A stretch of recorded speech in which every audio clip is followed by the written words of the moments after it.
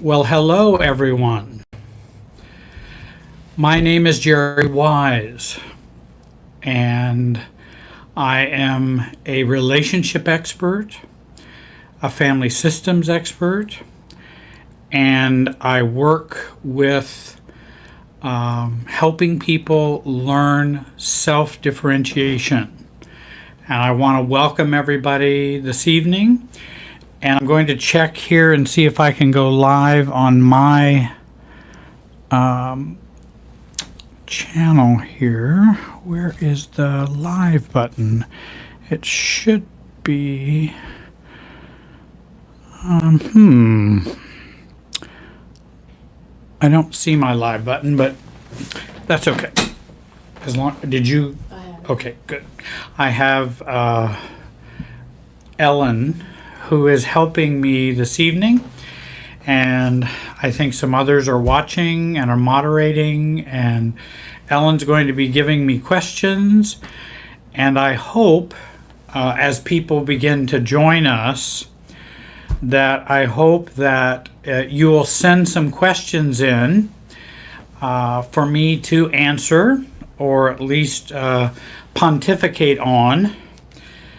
I will do the best I can to, in fact, I might be able to go live on here, maybe. Not yet. Okay.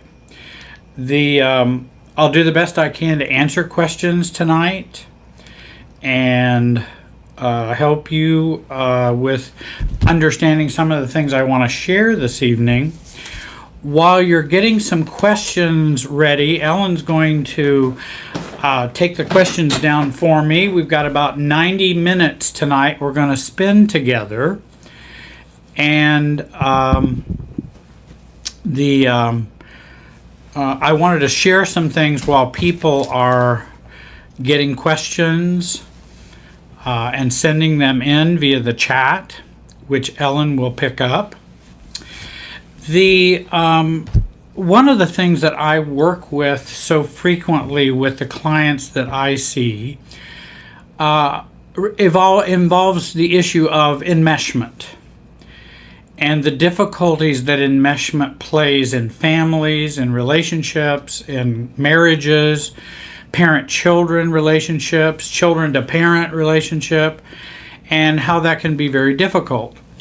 Also, since I know a lot of folks have experienced narcissistic abuse, and that's a very common problem that people who are on our channel tonight have experienced, and I as well, and that you become enmeshed with the narcissist, and it's very difficult to pry yourself out of that relationship. And oftentimes we have tended to have boundary issues, enmeshment issues prior to getting involved with a narcissist or marrying a narcissist, and it can really create some real problems for us. And so I work on helping people to become less enmeshed. I also help those who have suffered narcissistic wounds, narcissistic abuse, to work on coming out of denial. And I had a client even today was saying, I have just learned that my mother, I believe, is a narcissist and maybe a covert narcissist. And she said, I had no clue whatsoever. I had no clue whatsoever that she was that way, but now that I've read the symptoms, now that I've read more about it, I'm going, that makes so much sense as to the craziness that I have gone through.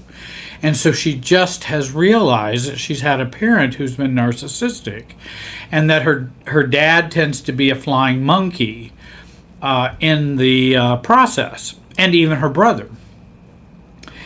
And so, because I think the brother is kind of enmeshed with mom and is the golden child, because he takes care of the mom's needs, and it's basically mom's kind of self-absorbed in her narcissistic way, And so she has felt enmeshed in this family and enmeshed with mom, either enmeshed through anger or enmeshed through frustration or irritability, or enmeshed through closeness and over closeness and mind reading and over functioning. And because there's two sides of enmeshment. Even our anger can be a part of that cycle of enmeshment, because neither extreme distance nor extreme over closeness resolves enmeshment.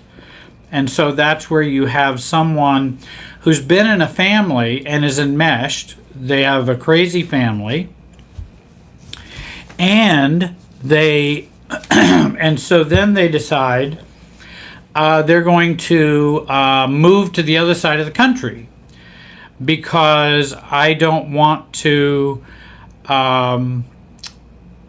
be around my parents because they are just crazy, and so are my siblings, so I'm going to try to get away from them.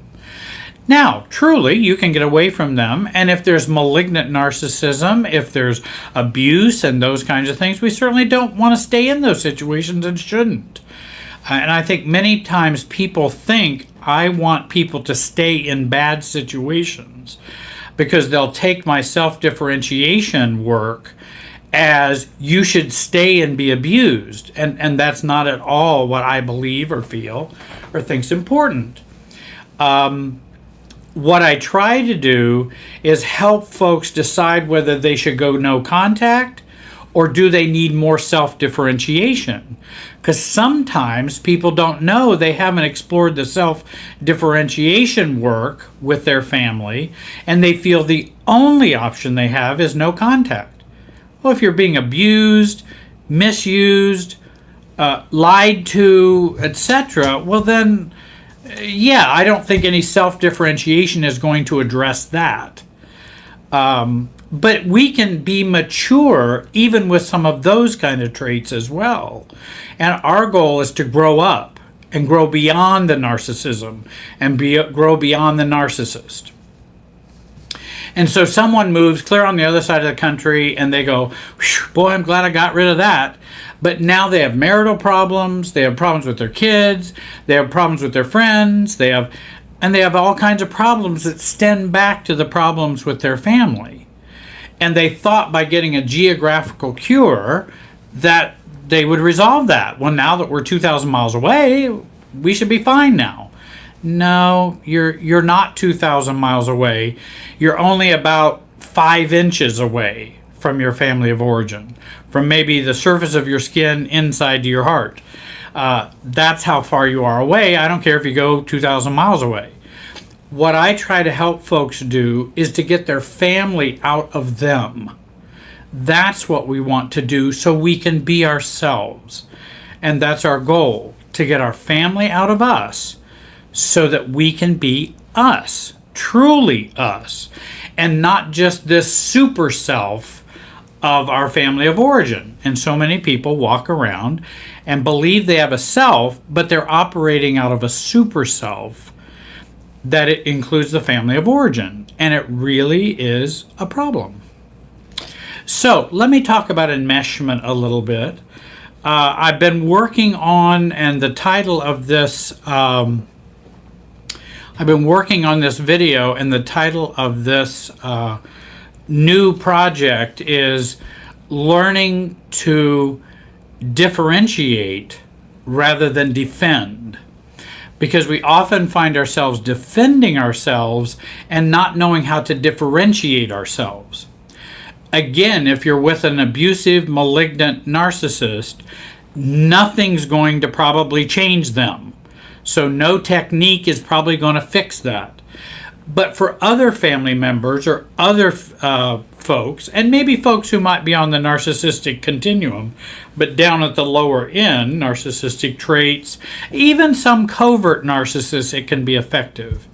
We want to work on not defending, but I think I want to not defend rather than I want to not defend, and I want to differentiate whether I'm talking to my boss, talking to a coworker, talking to a family member, it's valuable for all of our relationships.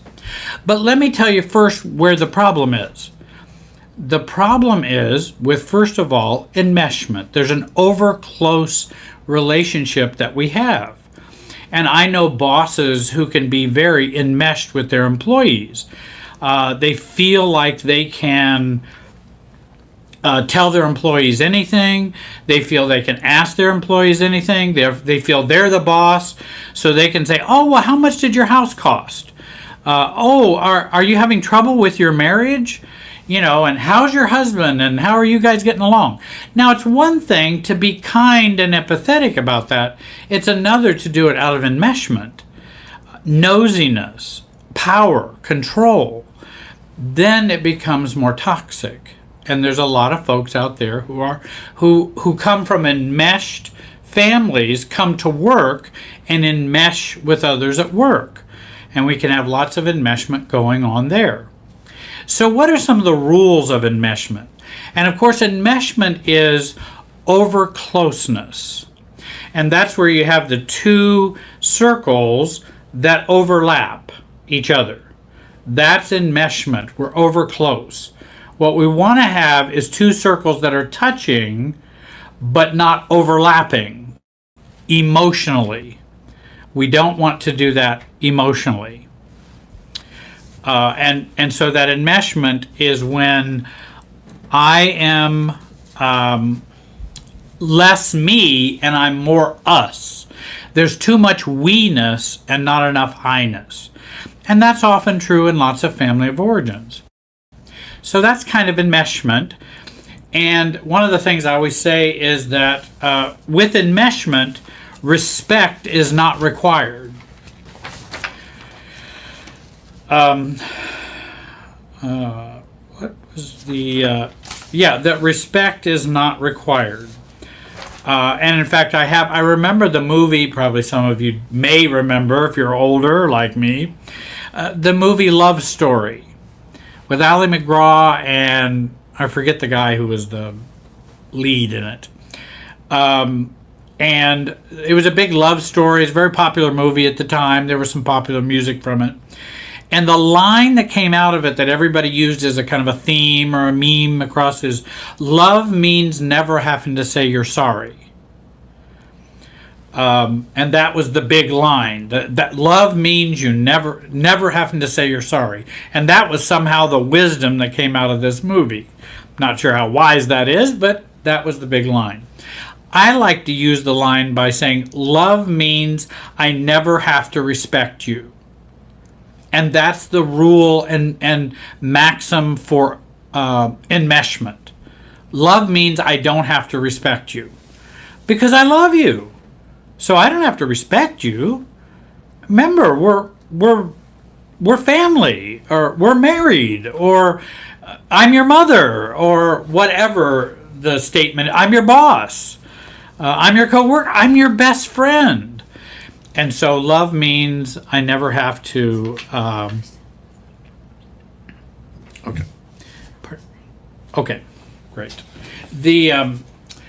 And so I think respect is not required in enmeshment. You will find respect missing. Privacy is not valued. You will find that with enmeshment. There is a belief that I must answer each and every question someone asks me, no matter who they are, that I must answer every question I am asked. Because remember, they're only asking for altruistic reasons. They're only asking because they love you. I also must fix their upsetness. I must fix their anger, manage their intensity, anxiety, and their neediness. That's a part of enmeshment. I must only defend myself in a highly reactive way, because that's the only thing that works in an enmeshment paradigm. You have to defend yourself in a reactive way. Do you know that defending yourself in a reactive way maintains the status quo? It keeps things just as they are. And I think a lot of people don't realize that. They think, well, I told her off. No, you did tell her off. But you told her off because of the enmeshment and too much closeness and pinging that's going on between the two of you. That's why you had to tell her off. So I'm not sure you gained a victory there. Because the next time she'll tell you off or whatever. But we haven't changed the system. We still have a paradigm of enmeshment. And the pinging is when I get reactive, when I feel caught, when I feel I don't know what to do, I don't know what to think. Pinging is reactive. And in fact, I'll give you an example here in a minute.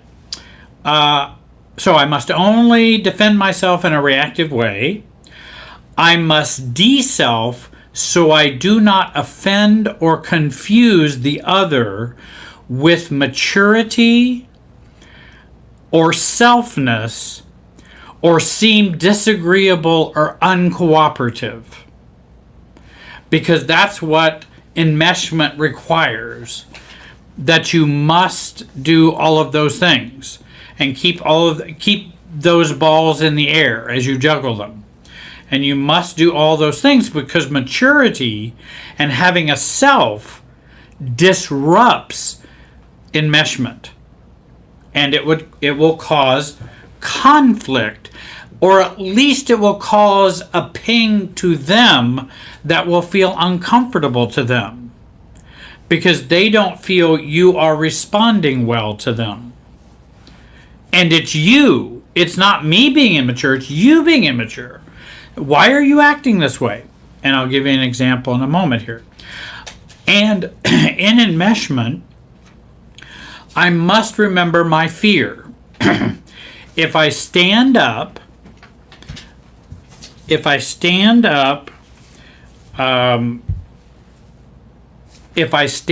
for me, I will be rejected or abandoned. So I must not stand up for me because that will make my biggest fear come true.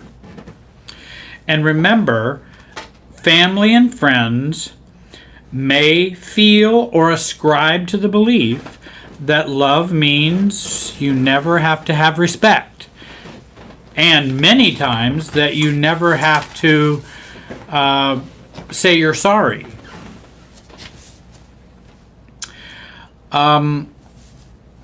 Let me move to the example and then I'll go to some questions here in a minute. I've got 2 or 3 questions here that have come through. But let me kind of finish this, the enmeshment that we get into with friends, spouses, and parents, children. There's a certain polarity, just like with electrical poles and electrical feed, electrical circuit. There's a certain polarity or gravitational pull with enmeshment. And it's the way the emotional field flows between us when we're enmeshed. Differentiating versus defending changes this polarity in the relationship. Defending keeps the polarity the same. In other words, when we defend ourselves, we are promoting too much togetherness. And as I've mentioned in the past, there's a togetherness force and a separateness force. And so there's too much togetherness when we defend ourselves. When we differentiate ourselves, we have less togetherness and a little more I-ness.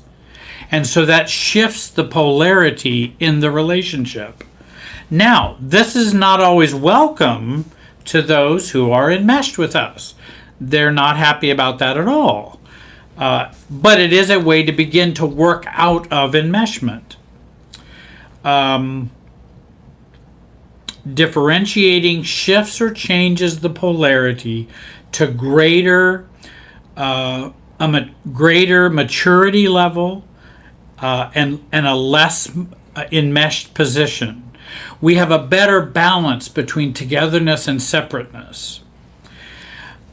Let me give you a simple example. My mother, who has passed away, but she passed away at 93, but I'll just say when she was 90, because I know she was older when we had this encounter. And by the way, I'm no young man, but she was older than me. And I remember coming to see her, and she said, oh my gosh, Jerry, when are you going to get a haircut? I hate for you to go out like that. You look so scruffy. Wow. Now, I have a choice. Defend or differentiate. Probably you know the defend answer and the defend response. Well, Mom, I couldn't get into a barber. I've been so busy. I couldn't get there. And I don't like it when you talk about my hair. It drives me nuts. Don't you know I'm an adult? And I'm tired of you talking about that. Are Mom and I still enmeshed after that response? Yep. There's been no space put between us. We are still just as enmeshed. I kind of ranted at her. Excuse me. I've kind of ranted at her. and I've been reactive because it got pinged when she said what she said. I got pinged and I was not happy about that. And so I then can go into a defense mode. Mom, I hate it I can't believe you would bring that up. I am not a child. Remember, whenever you say, I am not a child, you are acting internally like a child. Whenever you say, I am not this, you're probably doing it as you're saying it. What you're saying is, I don't want to be a child. And Mom, stop treating me like a child. The thing is, I don't need Mom to change anything. I need me to change me. And so I can defend myself, or I can differentiate myself. How do I get a better balance between separateness and togetherness with my mom about my haircut? And that's a very simple example. There could be thousands of other simple examples like that. But how would I get? And there are some good questions. First of all, I recognize that in relationships, we have like a tennis net. And I always remember there's a tennis net between you and me. I'm on one side, you're on the other side. And I always want to maintain that tennis net.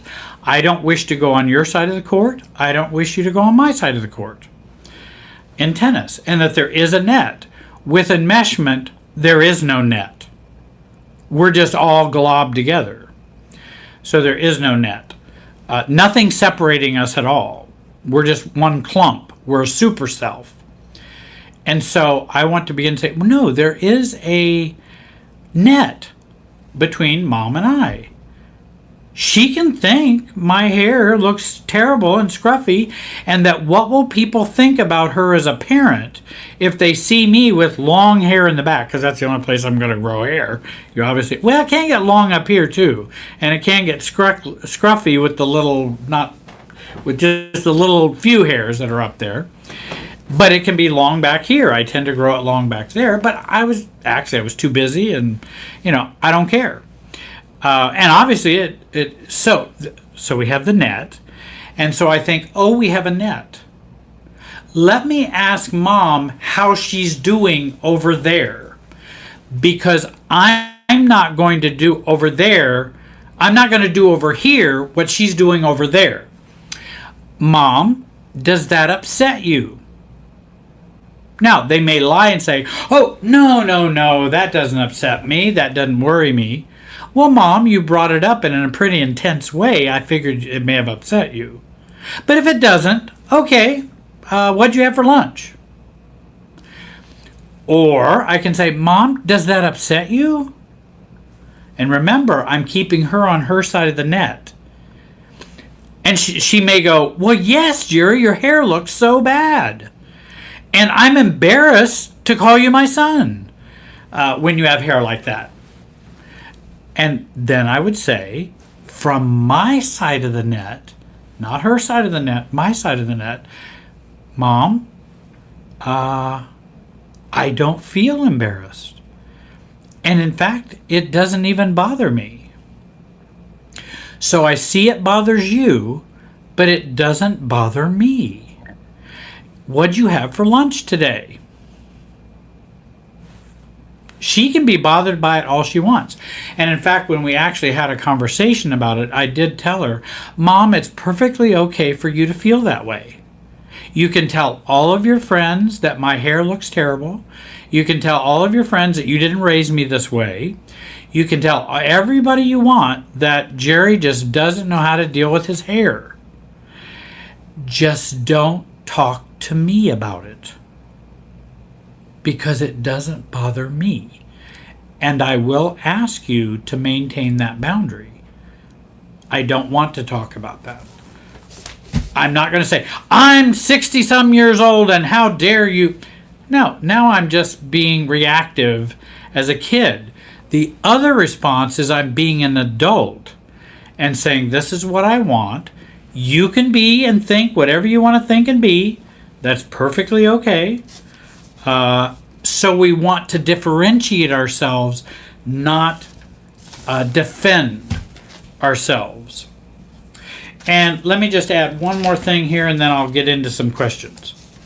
And these are keeping the tennis net between us kind of conversations, and de-enmeshing kinds of, well, I see you're upset, but I'm not. And that's all there. I'm just not upset like you are. And so there's a force or a pressure for me to have to mirror Mom's upsetness, or to get worried about it, or get pinged. And if I don't, there's something wrong with me. But there's nothing wrong with me. I don't need to get upset or get pinged by that. So the you're upset, I'm not approach. The, well, Mom, I see it differently. End of conversation. I see it differently. I don't feel comfortable talking about this. Well, Jerry, how much did you pay for that house? Well, I don't know. I don't feel comfortable talking about it. Well, I'm your mother. What's wrong with you? I love you. Yeah, but I just don't feel comfortable talking about that. Or I would say, well, I wouldn't say it that way, Mom. Or you might say, I'm not sure how that would help you. If somebody comes and says, well, did you get a raise? Well, I'm not sure how that would help you. If somebody comes up and who I'm working with, and they say, did you get a raise? I'm like, well, would it help you in some way? Because I don't know why you're asking. Thank you for your concern, but there's no need to be concerned. There's no need to be. But thank you. Yeah, but I'm afraid you're going to marry somebody who's, I don't want you to marry. The dad says to the daughter, I don't want you to marry Bill. Who knows what kind of guy he's going to be. And thank you for your concern, Dad, but, you know, there's no need to be. But if you choose to be concerned, you can. You have a right to be concerned if you want to be. But I have a right to not care about it. That's what I want to do. And then there is the one where I might even say, you know, I'd like to give our relationship a little bit of space. I think we just need a little bit of space. I have people that I work with all the time whose parents will expect them to call them 2, 3, 4, 5 times a week, and that's very common. Or they want to come over. I have one that just, and I remember just a week or so ago, mom just wants to come over all the time. She wants to call, she wants to text, and it's smothering the son's marriage, and it's causing lots of difficulties, and she's not really all that friendly with the wife, and it just really causes problems. And so, again, Mom, I'd like to give our relationship a little bit more space. And so I'd like to talk to you a couple times a week, and we can have you over on Sundays. That's what I feel comfortable doing. Well, I'm your mother. Why would you not want to spend time with your mother? Because I don't know why I would. I'm not sure I understand your question, Mom. Why would I not want to spend time with my mother? I believe I would be spending time on Sundays, and we would be talking a couple of times during the week. I believe that's what we'd be doing. And I think that's spending time with my mother. Yeah, but why wouldn't you want to spend more time? Well, that's because it's my preference. That's what I prefer. I would, that's just something I've chosen. It's like vanilla or chocolate. I might choose which one I prefer, and I prefer this. I'm sorry if it's upsetting to you. Now, I realize some parents can come back and be very, very attacking. Well, there's not going to be a whole bunch of help for either malignant folks who are going to be very attacking. You have to move out of their space, whether no contact or whatever you need to do to get space with that. The other thing is, it's also worth trying for someone who might be in the middle in terms of dysfunctional, to see if I can train them, because actually what we're doing is we're training people around us to teach us and to relate to us as adults. That's really what we're doing. Now, some people will be welcome, open, and choosing to change. Some people will not. And those who don't, we then lessen our contact with them. We have more boundaries, and we may have to go to no contact. Or we may have to go to little contact. I've even had people go down before they get to no contact, go all the way down to just correspondence. That's the only thing we can do. I will only do correspondence.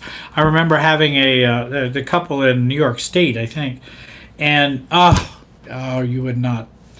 Well, you probably would believe some of the craziness and the gifts that they would get, and just it was psychotic how intense the enmeshment and the gift giving and things like that was. It was literally psychotic, broken from reality. Like parents getting the son who's an electrician crayons and giving socks to his wife. I mean, it was just nutty stuff. And so they really had to limit their contact with their crazy parents, because they would just not abide by their boundaries. They would not respect them at all. So they were not. When people are not workable, then we have to make more drastic measures. I'm talking about generally people who are workable. In my talk is what I'm talking about. Certainly I have people always say, well, what about the people who do this? Well, there's no magic answer for people who do that. That's just horrible. I mean, you have to just stop. You either have to go no contact, or there's no good technique, and I don't know that any therapist, any coach would have the magic.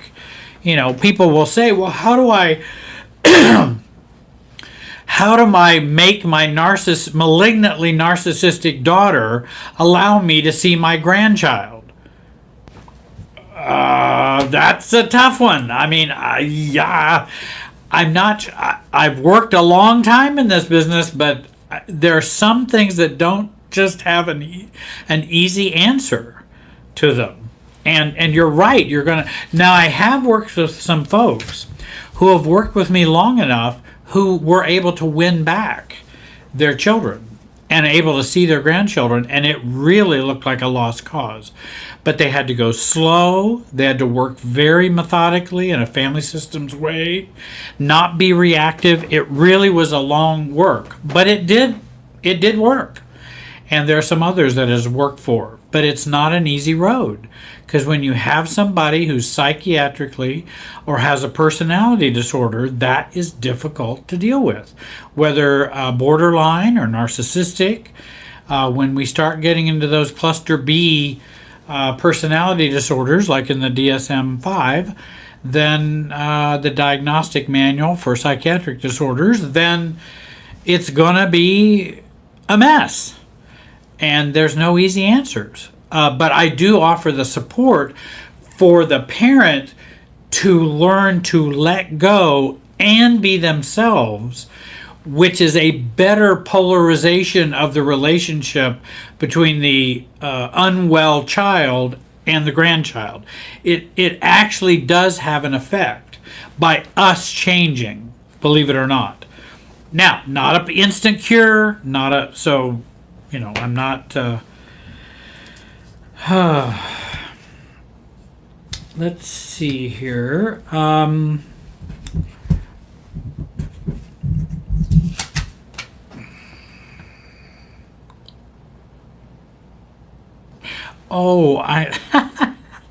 That's an interesting. What's the right response when we want to tell people to take a flying, what? Well, I think it's always. I think what is my age? I am 64, very close to being 65. Fortunately, I don't feel 65, but it is coming. What is the right response? And what I want to do is, how can a 65-year-old man tell someone to take a flying leap? And I think the way I think of it is, what do I want to do as an adult? I don't want them to ping me, and I don't want to do it out of reactivity. That's one thing I don't want to do. I don't want them to matter that much. I want to be able to say, well, I'm sorry you feel that way. That's not going to work for me. I guess this is over. Now, I can use cuss words, I can use whatever, but then I'm kind of putting too much energy into them. I'm giving them too much power. Why do I want to give them that much power? I don't want to give them that much power, and I just see that someone reminded, if you have a question, write question large and large type, so that we know that's a question when you do when you are making a request for a question. So I hope that helps you and how I might think about that. In terms of telling someone to flying, I just want to end the dynamic. That's all I want to do, and move on with my life. I'm not going to give them that much power to be that upset. I don't want to waste my life energy being that upset over someone that I want to tell, go take a flying leap. I don't want to waste my energy with that. Why can't I speak to my parents about their behavior and sexual abuse from my brother? Well, of course, I don't know why you can't. I always tell people, if you're going to confront your parents about the abuse by a family member, a brother, an uncle, or whatever, a parent, whenever you're going to expose a big secret, you work through it first. And people will ask me, well, when should I tell my parents how upset I was about my brother sexually abusing me? You know what my answer is? When you don't need to. When you don't need to is the perfect time to tell them. Because then you're not doing it to get something from them. You're not trying to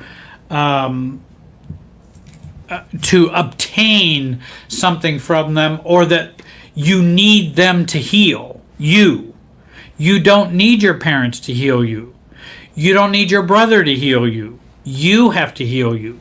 Now, that doesn't mean that I need to hold the secret forever. I don't need to do that. But I need to work through it where I don't care anymore. Then I would share, okay, Mom, let me tell you, hey, when I was growing up, the brother was sexually molesting me. And I think it's really sad that I had to go through that, and it was very frustrating. Mom then is aghast, and she's about ready to faint. But I don't care. It doesn't matter what her response is. That was my life reality. When Mom says, well, you and your brother got along really well. Well, Mom, I don't know if you're aware about the sexual abuse. And you're saying it calmly, as an adult, as a reasonable person, and not, I'm going to tell my parents so they ask for forgiveness and so they see how much that hurt me. No, you're not ready to do it. You're still reactive, you're still pinging, and it's not going to work. I can pretty much guarantee it won't work. It will backfire on you if you have that kind of intensity behind it. And so I wouldn't advise it. I do advise people to talk and to let the secrets out. I do advise that when it doesn't matter to them anymore. Okay? When it doesn't matter. I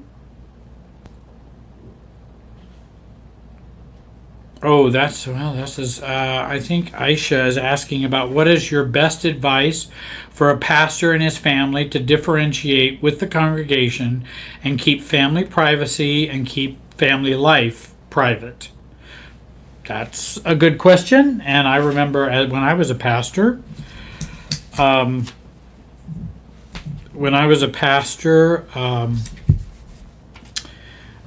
that was a struggle that I have. How am I the pastor and a part of the community, and how am I my family and who I am? How do I balance both of those? And that's a real challenge for pastors to do, because we're all supposed to love each other, and of course churches, mosques, synagogues, we're all a family, and so we all use the family language in the religious communities. You have the pastor, the imam, or somebody who's kind of the father figure. You have the church group in the Christian context, which I'm a little more familiar with. You have the church is the mother of all people, and then you have all of us who are the kids. And we're the sheep, and so there's a lot of family dynamics in that church understanding.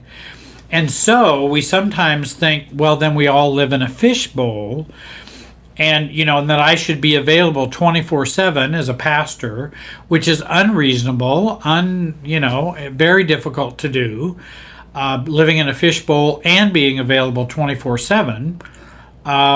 And that I should always love and be loving and always giving 24/7 in an almost superhuman way.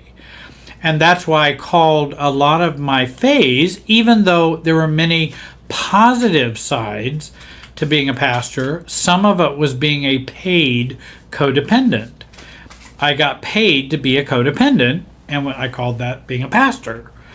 And then that causes its own problems.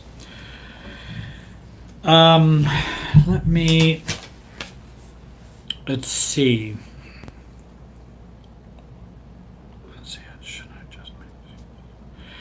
This is Deb. Regarding invites to my son's in-laws. So this is the mom of the son, and the son has in-laws. The father is a malignant narcissist, and he doesn't see it. Should I just make excuses?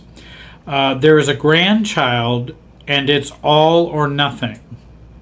And that's very difficult, because if you what I've tried to do is help folks to massage and work that process in a family system way to see if we can make it not all or nothing.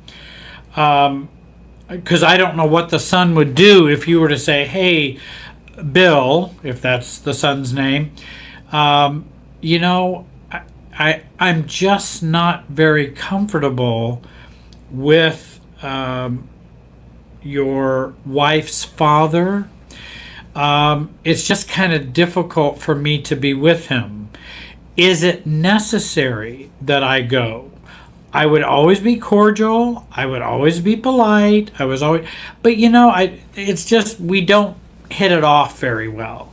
And maybe I want to go further and say, you know, he's just not well in my mind.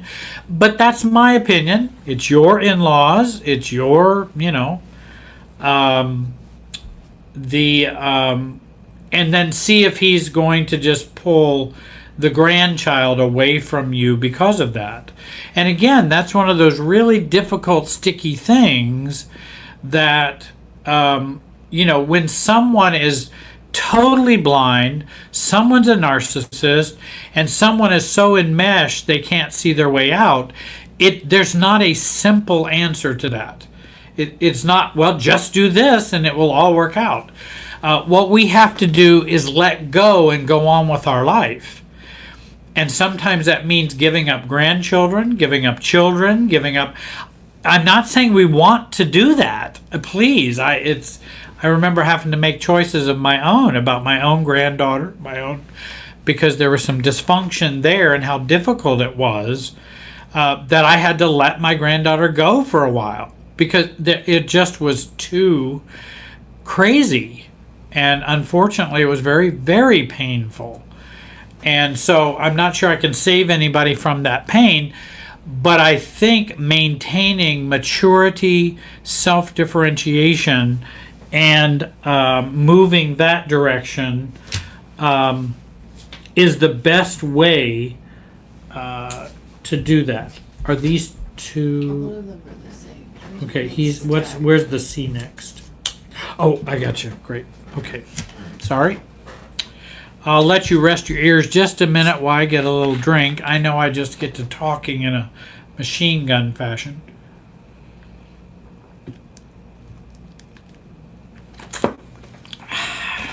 Ah, that tastes good.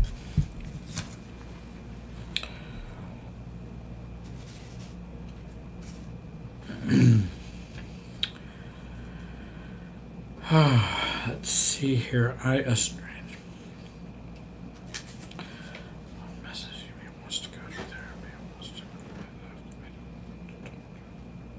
Pressing, but I do feel They're guilty. asking about that one, I think. In the chat. These, Jennifer. right. Okay. That one. They're like talking about it. Oh, okay. Well, then I'll mention this one first. Jennifer says, I'm a witness in a trial against my husband for his assaults on me. I still shake a lot. How do I prepare? Well, if you're shaking a lot, you may have PTSD from assaults. I have been assaulted in my life, and I have had two individuals break into my house with my elderly mother and I, pistol whip me, and rob us. And so I have PTSD from that. And I have PTSD before I go to bed because the door was broken in right when I was falling asleep. And so it triggers at that time when I start to fall asleep. And so in certain situations, I can be a little shaky at times. Fortunately, it's been a few years back now, which is great. So if you're preparing for, well, in fact, I remember I had to go to the trial of this particular individual, and it was very, very upsetting to have to go to the trial. Very, very upsetting.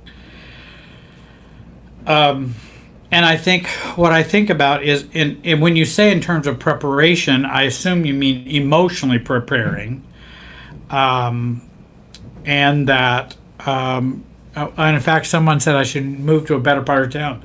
I was actually living in a better part of town. That's what they had never had that happen in my town ever, which is why it was so amazing, and everybody all showed up. And Just gonna say hi. I'm gonna kiss Jerry on his head. hey, howdy, hi, Mark, welcome. Back to Thank work. you, Mark. I could use a kiss on my head after that discussion. And so it was, and it was very unusual. I don't know that we've ever had anything there. It was just, I'm not going to go into all the story about it, but so shake a lot, and I assume you want to prepare emotionally. And what I've thought about is if I have PTSD, that one of the things I can do while I'm trying to heal is that I'm comfortable with medication. And so whether I use an antidepressant that helps with anxiety, or whether for a short time I did use an anti-anxiety medication when I went to bed so I could sleep. So I wouldn't, every noise I would hear, I would think the door is being broken in. And so I was able to sleep by doing that. And then over time, I was able to have time change where now I don't have to take that medication any longer. So sometimes that's a good bridge. Excuse me. We can use that as a bridge while we're in the intensity of the fire. And so I would recommend you might consider that. The other is you might want to work on, you might want to use you might want to use yoga, meditation, body or kinetic work to calm down and to relieve your sense of anxiety, and so that can be of help. Someone asked what's pistol whipping. It's somebody who beats up your face or body with a gun. They smack you with the gun, is what pistol whipping is. For those of you who are not streetwise, I suppose. I'm not real streetwise, but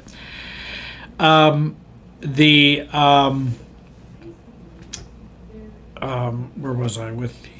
so you might want to use bodily things that can help, meditation, before you go to trial, so you can keep yourself calm. You might check with your doctor to help you for a temporary calm that might help you so you can be strong on the stand and not be so intimidated by him.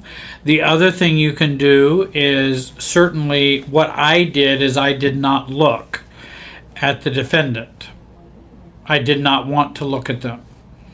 And so that's another, because when you're up there and you don't, they may have to ask you who did this, and then you have to point to them or whatever, but other than that, I wouldn't look at them, so that there would not be any eye contact that would upset you. And you would just pretend as though he's not there. Look above him, look over to the right, look at the attorney, but don't look at him. Well, I didn't know we were going to get into that tonight. I hope that helps a little bit. I estranged my parents 4 years ago, and this is Jenna. My mom is now messaging me and wants to go to therapy and wants to know why I left the relationship, I assume. I don't want to talk to her as it is scary and depressing, but I do feel guilty. Is there any way to talk to her that satisfies me? Well, that's a great question. Is there any way to talk to her that satisfies me? When I have a situation where I say have gone no contact, or I've, I have had a situation where I have decided to end that relationship, but they don't want to end the relationship. And again, I have a client that I even talked to recently who had pretty much gone no contact with her mother, and her mother keeps and then sends her father as a kind of a flying monkey to go find out why the daughter isn't talking to the mother, and then we have the dad doing the bidding for the mother to try to get that relationship back on track. And the thing is, it's not getting the relationship back on track. It's getting the relationship back in the old enmeshed way that it was. And that's often what parents are asking for. Now, I don't know. She said she wants to go to therapy, wants to know why I left. And what I have told folks is that I know you're asking me those questions, but if you're in therapy, you might want to ask your therapist those questions. Does that make sense? Now, that sounds kind of like I don't want to answer your question. Well, I really don't. Mom, if you're asking me, I want to know why you left, and I'm willing to go to therapy to know why I left and whatever. Mom, you don't need me to do that. You can go and talk to the therapist and see if you can figure out why I left. That would be a better approach than me telling you why I left. Because generally we've left because things have been fairly obvious. And so we didn't leave because we just woke up one day and decided, oh, I just think mom's great, but I'm just going to leave. No, there's been problems. Mom hasn't seen them. Mom isn't aware of them. Then go get some therapy, Mom. Go get some therapy. You don't need me to figure that out. Much like in a divorce situation. When you have a divorce situation, when the spouse tells the other spouse, hey, I'm done with the marriage. I've just decided I want a divorce. And the other spouse goes, well, you have to tell me why. What's going on? Why are you leaving? The person who is doing the leaving doesn't have to answer that question. And generally, I would advise people to say, I think that's something for you and your therapist to work out. It's not for me to give you all of my... it's not for me to give you the answers to that. In other words, if you if you're wondering that, we've been going through the problems of our relationship for a long time, and if you don't get it, if you don't get it by now, me telling you is not going to get it for you. So you need to go talk about your own space and your own situation. Not, I don't need to be giving you my take on it, because it's not going to help you. I've probably already done that for the last 5 years, and it hasn't been heard. So you need to go ask your therapist, why am I leaving? And I think the same with Jenna and her mom, that I would ask, well, Mom, maybe you should just go get some counseling for yourself, and that might be of help to you. Then maybe sometime down the road we could have a discussion, but that's down the road. And I really believe that would be the best approach for Mom. Or you could also respond, if you wanted to respond this way, Mom, I really don't choose to talk at this time, and I really don't choose to go to therapy with you at this time. Well, why not? Does it upset you that I'm not wanting to go to therapy with you or talk to you at this time? Well, yes, it does. That's why I'm reaching out to you. Mom, it doesn't upset me. And so, here's the what's helpful about that. And I just put this quote up today on my Facebook. And you can find me on Facebook at Jerry Wise Relationship Systems. On Facebook, you can also find me on www.jerrywiserelationshipsystems.com. You also can find Jerry Wise Relationship Systems YouTube channel. Tonight we're on Family Tree Brand Life Coaches channel tonight. And then we will post this video on my channel as well. Mark Smith and Family Tree will post it on theirs. And so you can find all of my 150 videos over on my channel. You can also find them on Family Tree's channel too. And the point I was going to make, I put this up on my YouTube as a quote,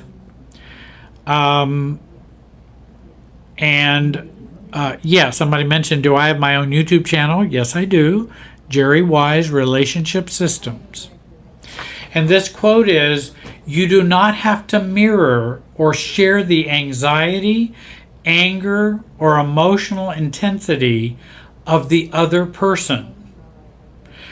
In fact, enmeshment continues if we share or mirror that and mirror that within us. Now people say, oh, well, then you mean you don't need to be in what's the word? Have empathy?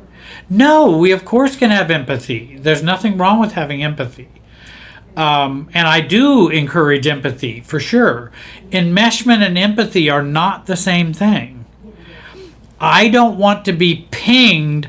I don't want to absorb your emotional state in this conversation. And so when Mom says, well, I want to go to therapy with you, I want to talk this out. Mom, I don't have to share the same feelings or thoughts that you have. And I don't. So I don't want to do that right now. I'm sorry, I just don't want to do that. You can want to, and I cannot want to. And that's okay. At least okay with me. Now, it may not be okay with you, Mom, but I don't know what to, I don't know what, you're going to have to go talk to somebody about it, because I can't, I can't fix it for you. I wish I could, but I can't. I'm not your therapist, and you're not mine. And what I often find, like with Mom has an internal argument going on. I'm upset with my daughter who's I'm upset with my daughter that she won't go to therapy with me and she has stopped talking to me. But yet I don't know why she's done that. Maybe there's some reasons, maybe there's not. But I'm going to contact her and tell her I want to have therapy with her and I want to get this worked out. And then there's one more quote, which is from Anonymous. I don't think anybody knows it. I don't have to attend every argument I am invited to. Mom's having an argument. I don't have to attend it. That's her argument. It's her issue. It's her conflict. It's not mine. She can be, and maybe someday I will talk to her. If you're the woman who's asking about that, maybe you will talk to her sometime. But I would like her to go and, get some help first. Because if she gets some help first, she's going to come at me much differently if she gets her own help first. When I know somebody's not ready when they come to me and say, well, I want to know why you left, and it's been 2 years now or whatever. I want to know why you left and we need to get therapy together. Well, you're just now asking about that 2 years later? I don't know that that's a good sign of things. Now, if you'd have been in therapy for 2 years and said, hey, honey, I want to tell you that, I think I've really messed up in our relationship. And I want to say I'm sorry. And, I just really want to do that. Well, that's coming at me a lot different than you need to come to therapy with me and you need to talk to me and.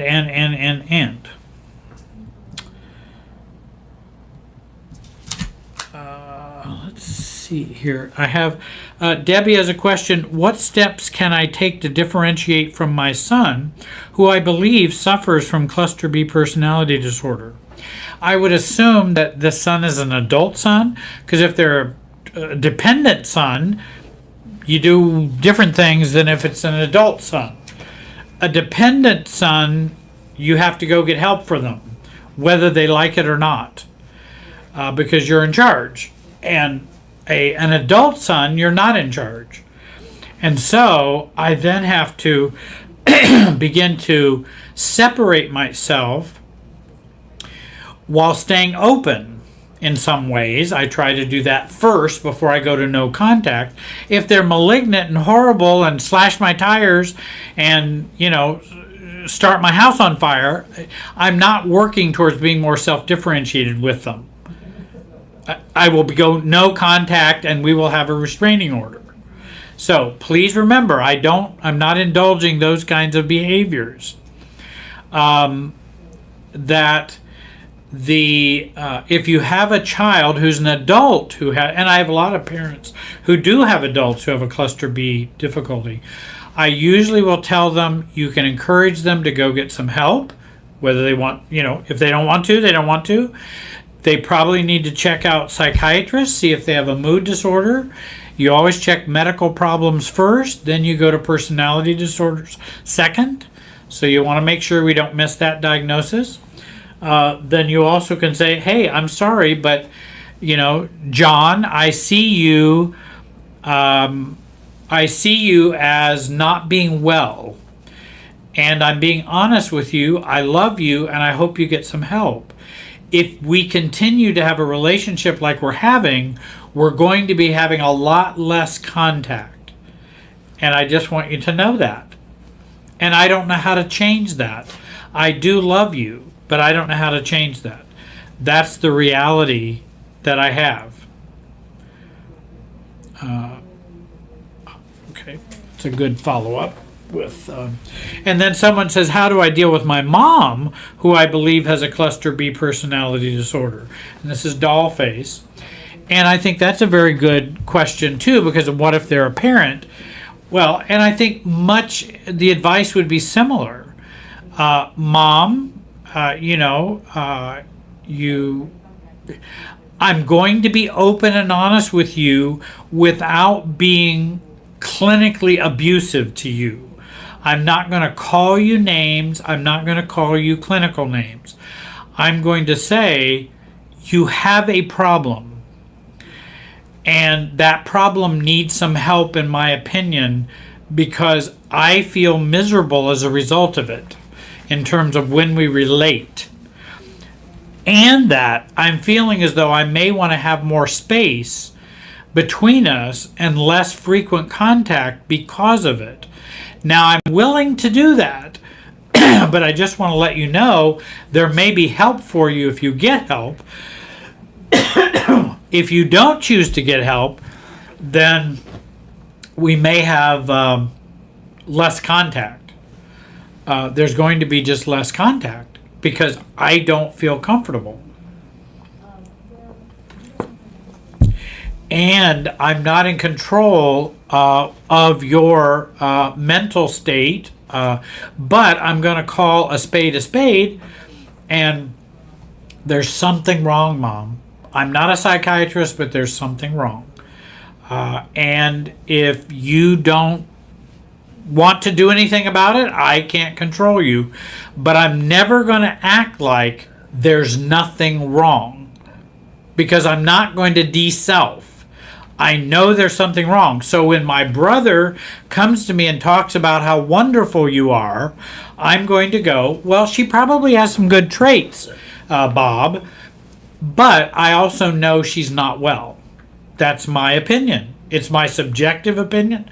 I know I'm not a psychiatrist, but she is not well. From what I know, she's an outlier on the norm. She is not normal.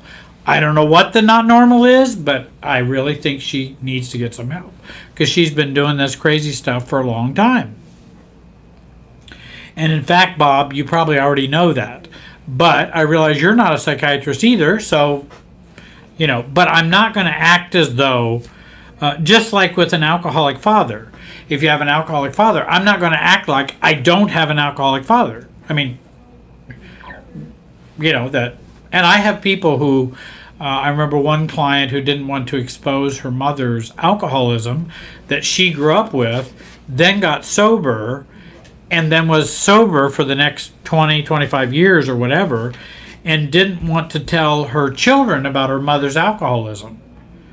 Well, the problem is then you're holding back a part of your own life story from your kids, and they think mom or grandma only acted this way the whole time, when you as the parent know she didn't. She was a mess. It was horrible while she was drinking. But I have to protect grandma. I have to blah, blah, blah, blah, blah, blah, blah. And in fact, even this grandma went to AA meetings, and she'd come back and say, well, my AA meeting says you shouldn't tell your grandchildren, you shouldn't tell your children, daughter, about my drinking. And I just don't know that AA would say that. That just doesn't fit my recovery process. Being open and honest and not ashamed and living a life free. She had already been sober for a long time, but she just couldn't, and so I don't think she had dealt with the shame. And so what I'm saying is we have to hold on to our reality. That this is my reality, even though I'm not a psychiatrist, there's something not right. And I when I've worked with couples, and I've done this too, many times spouses will believe, we both believe there has to be a problem for there to be a problem in our marriage. And I tell them very quickly, no, you don't. It only takes one to believe there's a problem in the marriage, and the marriage has a problem. It doesn't take two. You don't have to agree that there's a problem. If one person believes there's a problem, there is a problem in the marriage. Now, it may not be exactly what that spouse views it as, but there's a problem in the marriage.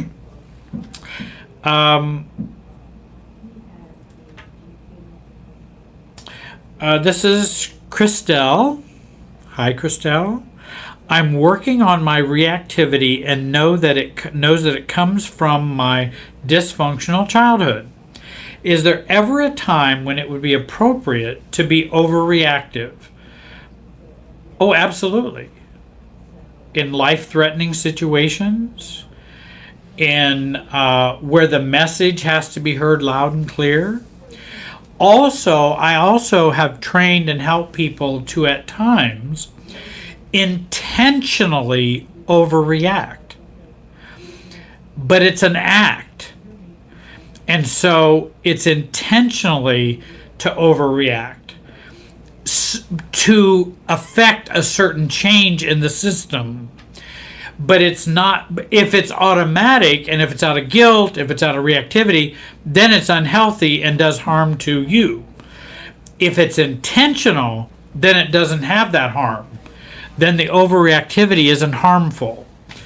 But it must be intentional, and it must not be connected to reactivity and pinging. So, is there an appropriate time to be overreactive? I think when the situation would warrant it, where it's really a big deal, or life-threatening, or scary, or someone's being abusive. That's not something to just be calm about, unless you're doing it for survival's sake. Then you need to do it for survival's sake. But other than that, I want you to run out of that house screaming and yelling that there's a problem if there is abuse. Because the whole world needs to know. Now, don't take that as literal advice. I don't know the whole context for abuse, and don't say, well, Jerry, you're telling every abused wife that she should run out. But I'm saying there are times when it's that important. That's what I mean in terms of being overreactive.